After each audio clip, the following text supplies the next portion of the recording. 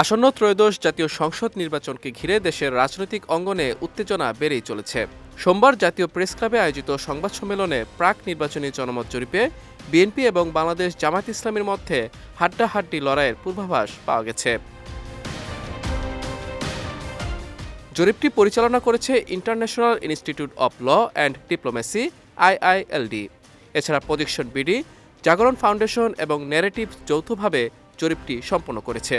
জরিপটি ৬৪টি জেলার ২৯৫টি সংসদীয় আসনের ২২,১৭৪ জন ভোটারের মতামতের ভিত্তিতে তৈরি করা হয়েছে। ফলাফলে দেখা গেছে বিএনপিকে ভোট দিতে ইচ্ছুক ভোটারের সংখ্যা ৩৪.৭%, আর জামায়াত ইসলামীর সমর্থক ৩৩.৬%। দুই দলের ব্যবধান মাত্র ১%।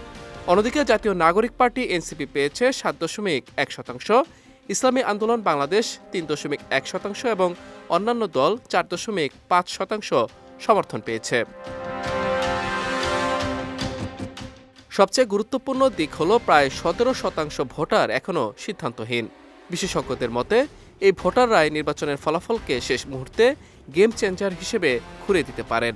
মেশিন লার্নিং প্রজেকশনের ভিত্তিতে দেখা গেছে, যদি শেষ মুহূর্তের ভোটারদের ঝোঁক গণনা করা হয়, বিএনপির সমর্থন ৪৩.২% এবং জামায়াতের ৪০.৮% পৌঁছতে পারে।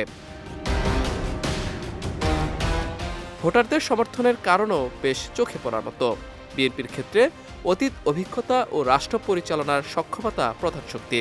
অন্যদিকে জামায়াতের প্রতি তরুণ ভোটারদের আকর্ষণ মূলত সততা, কম দুর্নীতির ভাবমূর্তি এবং পরিবর্তনের রাজনীতিতে। সব মিলিয়ে এই জরিপ স্পষ্ট করে দিয়েছে, ত্রয়োদশ জাতীয় সংসদ নির্বাচন হবে চরম উত্তেজনাপূর্ণ, হাড্ডাহাড্ডি লড়াই এবং শেষ মুহূর্ত পর্যন্ত অনিশ্চিত। বিজয় টিভি নিউজ ডেস্ক।